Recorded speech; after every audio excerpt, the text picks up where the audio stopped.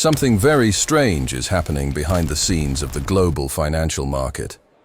And you're not going to hear about it on the evening news.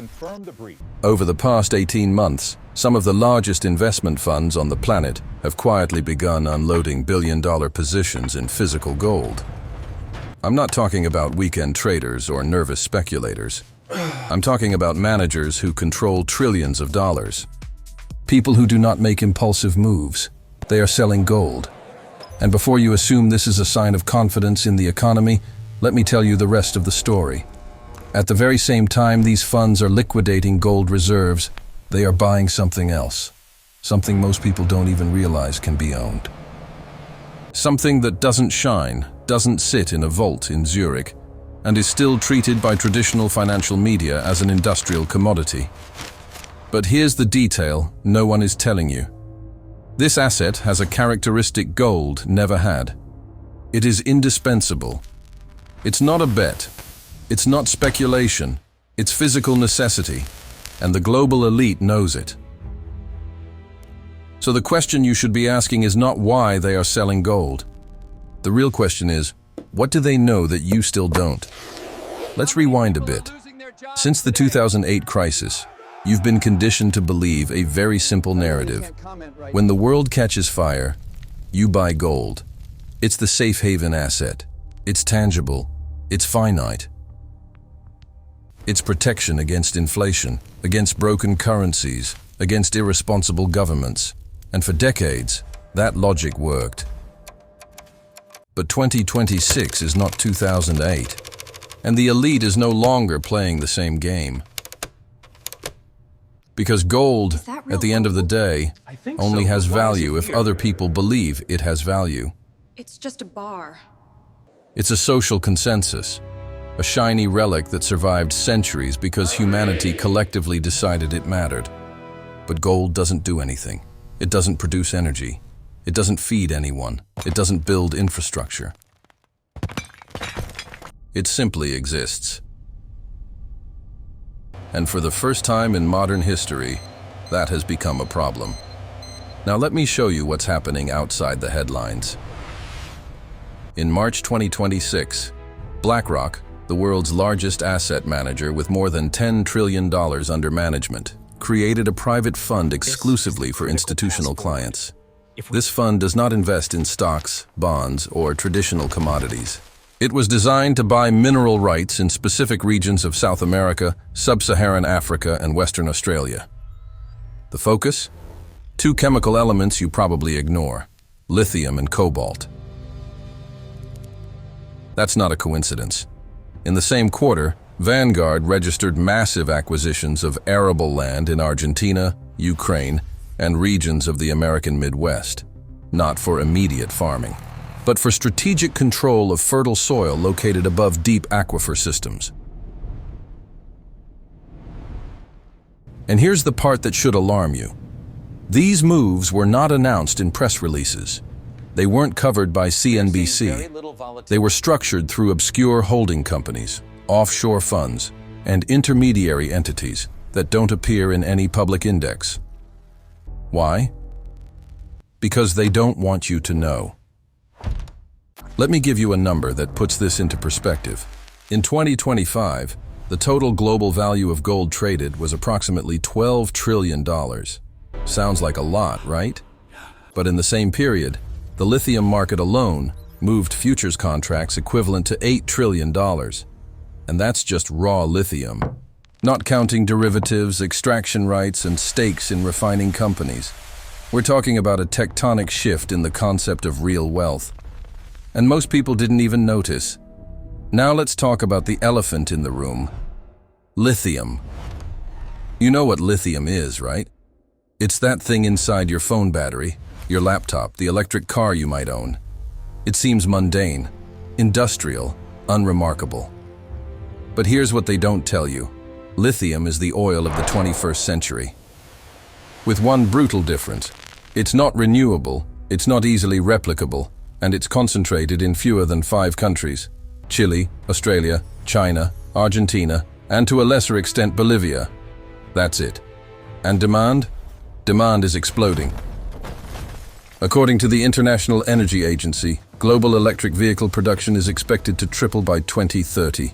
And that doesn't include massive grid-scale energy storage projects, military drones, medical devices, low-orbit satellites, and all the infrastructure that supports the so-called energy transition. In short, the world is building an entire economy on top of a single metal. And that metal does not exist in sufficient quantities, at least not in accessible form. So what is the elite doing? They're buying access. Not just the metal itself, although some funds are stockpiling refined lithium as well, but the right to extract it. Control over raw reserves. Let me explain how this works in practice. When you hear that China dominates the lithium market, most people assume it's because they have the largest reserves. Wrong. China has only about 6% of global lithium reserves. What they control is 60% of global refining capacity. They bought mines in Chile, Australia, Argentina. They invested billions in processing plants. And now, even if lithium is extracted in Australia, it often has to be shipped to China to be refined into something usable. That's strategic control. And that's exactly what Western funds are now trying to replicate, 15 years late. And this is where cobalt comes in, which is even rarer and even more concentrated. More than 70% of the world's cobalt reserves are in the Democratic Republic of the Congo. A country with a history of political instability, child labor in mines, and extraction infrastructure controlled largely by Chinese companies. Whoever controls cobalt controls the supply chain for high-performance batteries. And whoever controls batteries controls the electrification of the planet. You think this is exaggerated? Then explain why China, which produces less than 1% of global cobalt, controls more than 80% of global cobalt refining. Explain why Western companies are paying absurd premiums to lock in long-term supply contracts. Explain why the Pentagon classified cobalt as a critical mineral for national security in 2023. This isn't a free market. This is resource warfare disguised as ESG. And there's a technical detail here that is crucial. The lifespan of a lithium-ion battery for electric vehicles is approximately 8 to 10 years. After that, it needs to be recycled or discarded. The problem is that recycling technology isn't mature enough to recover 100% of the materials. Currently, we can recover about 50% of the lithium and 70% of the cobalt from used batteries. That means that even with recycling, we'll need continuous and increasing mining to sustain demand. And since lithium mines take 5 to 7 years to go from discovery to commercial production, any supply disruption creates a catastrophic bottleneck. The funds know this. That's why they're buying now. Now, the second layer, arable land. While you were obsessing over cryptocurrencies and tech stocks, sovereign funds and individual billionaires began a quiet race to buy millions of hectares of productive land. Bill Gates, for example, is now the largest private owner of farmland in the United States, more than 270,000 acres. That's not a hobby. That's strategy. And he's not alone. Saudi, Chinese, and European pension funds are acquiring entire farms in Latin America and Africa. Not to farm immediately, but to ensure that when food prices explode, and they will, they control the supply. Because here's the inconvenient truth. The global population is growing. Arable land is shrinking due to climate change and soil degradation, and the underground aquifers that irrigate these lands are drying up. By 2050, we'll need to produce 60% more food than we do today, with less land, with less water. And with an increasingly unpredictable climate, whoever controls fertile land and fresh water will control the price of survival. And they know it. So while you were debating whether Bitcoin is real money, the elite bought the assets you literally cannot live without.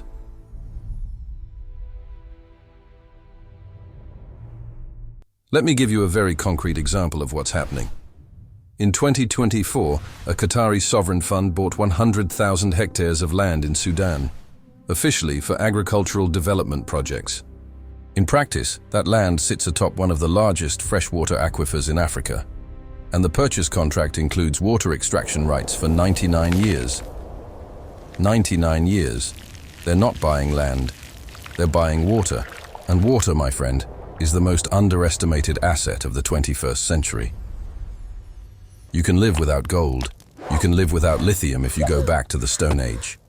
But you can't live 3 days without water. In the Middle East, armed conflicts already exist over access to river basins. Israel and Jordan have disputed the Jordan River for decades. Egypt and Ethiopia are in constant tension over the dam on the Blue Nile. India and Pakistan have fragile treaties over rivers that flow from the Himalayas. And this is going to get worse, because the glaciers that feed these rivers are melting. Rainfall patterns are changing. And demand for water for agriculture, industry, and human consumption is increasing exponentially. So when you see funds buying land in Argentina, in Mato Grosso, in the American Midwest, they're not just thinking about soybeans and corn, they're thinking about water control. And that brings us to a critical point that connects everything: the geopolitics of scarcity. You need to understand that what we call the energy transition is not an environmental campaign led by well-intentioned hippies. It's a reconfiguration of global power. Europe, which has always depended on Russian gas and Middle Eastern oil, is desperately trying to become energy independent. How? By betting on renewables, solar, wind, massive grid batteries. And to make that work, they need lithium, cobalt, nickel, graphite, rare earth elements. Guess who controls most of those minerals? China. Guess who controls the refining of those minerals? China. Guess who has been buying mines in Africa, Latin America, and Central Asia for more than a decade? China. While the West debated pronouns and canceled people on Twitter, China built a resource empire that makes oil control in the 20th century look like child's play. Let me give you a number that illustrates this perfectly. In 2010, China produced about 30% of the world's rare earths. In 2026, they produce 85%. Rare earths are essential for wind turbines, solar panels, smartphones, military defense systems, basically all modern technology, and they control the entire supply chain. There was a moment, in 2010, when China simply cut off rare earth exports to Japan over a territorial dispute. Japan panicked. Its industry nearly ground to a halt. It was a warning. And now, Western funds are scrambling to make up for lost time. They know they can no longer depend on Chinese supply chains. So they're buying mines, land, extraction rights. They're building their own chains. This isn't sustainability. It's geopolitical survival. And there's more. This entire movement isn't happening only because of electrification. There's an element of financial collapse embedded in it. Global monetary systems are overstretched. US public debt has surpassed $35 trillion. Europe is stagnating. Japan is trapped in a demographic spiral. China is dealing with a ticking real estate time bomb. And when fiat currencies lose credibility, and they are losing it, real assets become the new anchor. But not just any real asset. It has to be functional. Gold, it's beautiful, but it doesn't power a turbine. Lithium, it powers the electric vehicle that moves the world. Fertile land, it produces the wheat that feeds a nation. That's the difference. So when you see multi-billion-dollar funds selling gold, it's not because they think gold will collapse in value. It's because they found something better. Something that's not just a symbol of wealth, but an operational asset that generates real power. Let me give you a concrete example. In 2025, Tesla signed a fixed-price lithium supply contract with an Australian mining company. 10 years. That's not normal. Companies don't do that unless they believe prices are going to explode.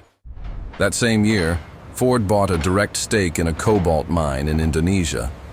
The first time in history, an American automaker did that. That same year, Apple began developing its own rare earth recycling supply chain. Why? Because they know China can cut supply at any moment. This isn't paranoia. This is reading reality. And while these corporations move, the financial elite moves too. Only more aggressively. There's a Canadian fund, Sprott, that created a specific ETF for physical uranium. They're buying uranium and pulling it off the market. Why? Because nuclear energy is coming back. And uranium is finite. European funds are buying entire forests in Scandinavia, not to harvest timber, but to control carbon credits and hold certified green assets when governments impose stricter regulations. Each of these moves is a piece on a much larger chessboard. And you're not playing, you're watching. Now, there's a psychological element to all of this that's fascinating. The elite has always known that perception is power. For centuries, gold worked because everyone believed it was valuable. It was a consensus. But consensuses can be reconfigured. And what we're seeing now is a silent reconfiguration. The narrative is changing. Sustainability, ESG, energy transition. These aren't just buzzwords. They're the new language of power. Whoever controls the sustainability narrative controls which resources are deemed strategic. And whoever controls strategic resources controls the future. So when you see BlackRock talking about sustainable investments, it's not altruism, it's positioning. They're redefining what is valuable, and by doing that, they're directing trillions of dollars toward assets they're already accumulating. It's brilliant, and it's terrifying. Because you, the average citizen, are being trained to believe this transition is about saving the planet. And it may be, in part. But it's also about reconcentrating wealth and power into a new class of assets most people don't even know exists. And here's the cruel irony. You're going to pay for this transition. Your taxes will subsidize the infrastructure. Your energy bills will finance smart grids. Your consumption will fuel demand for batteries and electric vehicles. But who will own the assets that make all of this possible? Them. Now, you might be asking yourself, okay, but what do I do with this information? This is not investment advice. I'm not a broker, and you probably don't have access to the same financial instruments BlackRock does. But you can understand the game. You can understand that when you hear about the green transition, what's really happening is a race for scarce resources. You can understand that the world is moving from an era of cheap energy abundance into an era of managed scarcity. And you can understand that whoever controls basic assets, water, land, critical minerals, will control the future. Will gold continue to be valuable? Probably, but it won't give you energy. It won't feed you. And it won't keep you connected to the system being built right now. There's a phrase that sums all of this up perfectly, from a fund manager who preferred to remain anonymous. In the 20th century, those who had gold had security. In the 21st century, those who have operational resources have power. And power, in the end, has always been more valuable than security. So the next time someone tells you to buy gold because the world is ending, ask them this. And then what? If everything collapses, what do you do with a bar of gold? You can't eat gold. You can't farm with gold. And you can't charge a battery with gold. But you can do all of that with fertile land, clean water, and the minerals that power the infrastructure of the 21st century. And the elite already understands this. The question is, will you understand it too? Or will you keep believing the safe haven is a relic of the past while the future is being bought right under your nose? Think about it. Because while you're thinking, they're already acting.